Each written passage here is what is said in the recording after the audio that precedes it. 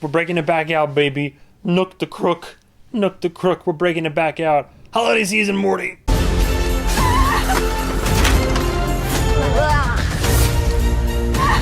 We gotta stop him and get my life back. You be safe now.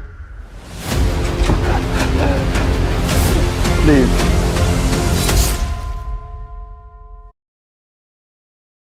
And today we have It's a Wonderful Knife. I am late to review this one, but I must say something. I figure why not? We'll keep the thoughts brief. He says, as he totally doesn't keep the thoughts brief. I would thank Regal, because this was a Mystery Movie Monday from, what was it, the 23rd of October, I think? This was closer to Halloween, even though it's a Christmas horror movie. I saw this early. I saw this like 2 weeks early. I wrote down my notes, forgot to review it, and here we are now. I think it's been out for damn near close to 2 months, but here we go. It's a Wonderful Knife is directed by a Tyler McIntyre, who is very fluent in editing and direct. Fun fact, in terms of filmography, there's not a whole... There is kind of some stuff to dig into, not a whole lot, but worth mentioning. He did a segment in VHS 99, which I'm behind on VHS. Real talk, I watched the first two, and I've been meaning to watch the rest of them because I like found footage as a genre, and the VHS films have always been usually fun horror for me to watch, so I got to. Didn't direct, but was a writer for the recently reviewed on my channel, the Five Nights at Freddy's movie, so fun fact there. And that was actually all I put on the notes. So directed a segment in VHS and a writer on FNAF, so as you can see, quite a prolific well to draw from. Only person I'm going to mention, well, to be fair, two people. Our leading lady is a Jane Woodap? I'm going based off notes that are several years old and kind of chicken scratch, but Jane is the star, most known for her character in Yellow Jackets. So, Jane is Yellow Jackets. There you go. And gotta mention him because I love him to death. He always does such a good job of playing just an asshole if he wants to be. But Justin Long, one of my favorite little twinks of horror, most recently covered in my review of Barbarian when that came out. What else hasn't he been in? There's one iconic role that we agreed to not talk about in the film community. If you know, you know. But the one that I enjoy talking about because it upsets the most people is his role in Tusk. I always like bringing up Tusk. You either love it or you hate it. Or you're scarred by it. Well, one of those. All that aside, let's get into it. Interesting concept for a horror slasher film, and especially to make it a horror slasher Christmas movie. Very creative concept. Execution, that's a different story, but It's a Wonderful Knife is, as you no doubt can tell, is obviously a play on the old classic, the old holiday classic that I still somehow haven't watched, but I know the premise. I know how the movie goes, but based off of It's a Wonderful Life. And in this movie, girl and her family live in this quaint little mountain town, basically, and Justin Long is like corrupt and corporate and like works her father to the bone, and all, and he's going around trying to monopolize and work politics and whatnot. Killer pops up all of a sudden, takes out a family that he wanted out of the picture.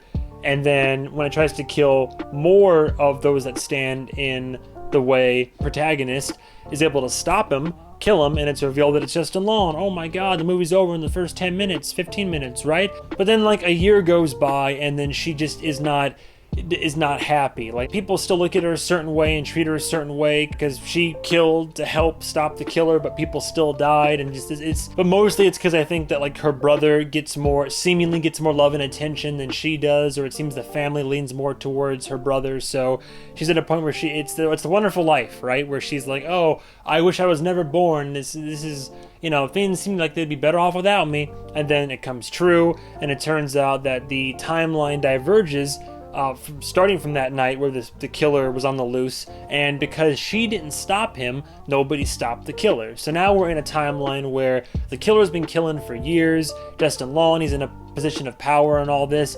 This is all in the trailer, by the way. I'm not giving away the entire narrative. She's no longer her family's daughter. She's just a woman at a time, basically, but she can still be seen and interact and die if it comes down to it. But it's an alternate timeline where killer's been killing, got away with it. She knows who it is, but nobody's gonna believe her when she just goes talking about it because he's in such a high position of power. And then boom, you have the movie. She needs to find her Clarence, and then find a way to stop the killer and get back to her timeline, and admittedly, very clever. I like that. It's a cool new slasher horror take on the classic holiday movie. So some of you will hate that, messing with the classics, but I like to see innovation and change. What did I say? The main protagonists and antagonists do well with what they have. Oh yeah, acting. Yeah, acting is fine for the most part. Well, I put the main antagonists and protagonists. Ancillary characters, very hit or miss with performance overall, but our main cast of characters, for the most part, is pretty good. And last positive thing I put was, the movie's formulaic but fine. Like, you kind of know how it's gonna go, you kind of know what direction it's gonna go in. I never felt a sense of high stakes. I kind of rooted for our main protagonist, but at the same time, I wouldn't have cared if it all fell apart and she lost and got killed or what have you. Again, it's the premise is what I give this movie so much in the way of props for, but the execution just left a lot to be desired for me. Third act resolution was way too quick and easy. Yes, it's like a big scene. Or I say big scene. There is a scene towards the end where things just kind of boom, boom, boom, boom, resolution. Well, there's like a whole lot of build up to that. So it's just, I don't know, it doesn't feel 100% earned, and there's still aspects of the third act that aren't really explained fully either. You're just kind of going with the flow. The biggest upset for me, I mentioned this funny enough in my recent review for Thanksgiving, which I think does leaps and bounds better than what this does. The kills in this just aren't super good. They're just not creative. They're very samey. It's just very much like knife based, like a stab here or there, maybe an axe to somebody, or like a throat slash. There's one cool kill that's shown in the trailer involving electricity. Sure, that's the coolest kill in the movie, and it's not even like a really, really cool kill, but the violence, I mean, there's blood, and there's definitely like, was there gore? A lot of blood. Definitely a lot of blood. I mean, a lot of slashing in a slasher film. Crazy, right?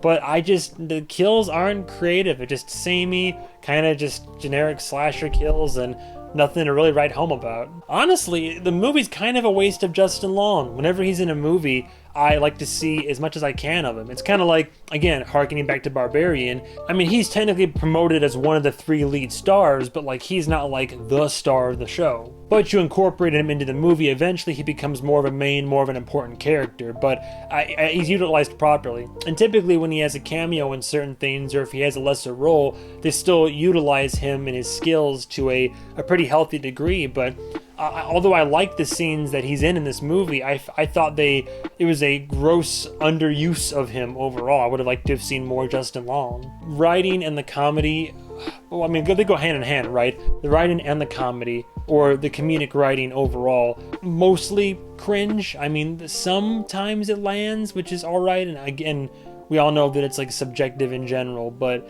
I mean, it's very hit or miss. I don't have a whole lot much more to say about it. I mean, it's a film that I've already missed the window on. I mean, it came and went. It's great creative premise. The main characters all do well with what they have, considering the script. But for a holiday slasher film, especially when Thanksgiving is now is out there and is as good as it is, you can honestly kind of skip this one. I mean, if you're super curious, you can stream it on Shudder, I believe. It just kind of meanders around once the premise is established, and then we eventually get to the climax. The kills are nothing to write home about. The acting from the main characters is fine, but the ancillary, not so much. And just, I mean, it's nothing crazy. It's not gonna make my list of like, oh, I gotta like must-watch movies for the holiday season. I'm actually gonna change my review. I think I was being a little bit too generous at first. I'm torn because like it doesn't do the movie isn't like a poor escapade into the genre. It's just kind of disappointing. I was leaning towards a high 3 out of 5 at first because of its premise and because of the attempt at its execution and the fact that it is, all things considered, it could have been terrible, but it's not. Like it's a decent slasher film. I mean, I guess I would stick with a high 3 out of 5. It is just slightly above average. It's a very generous high 3 out of 5, and just because that was what I first put, and I feel like on this one I'll stick with my gut. So that's that on that. Watch it or don't. You're not going to miss a whole lot if you skip it, but that was It's a Wonderful Knife. Thank you for watching, and stay tuned for the next episode of whatever I review. Goodbye, travelers.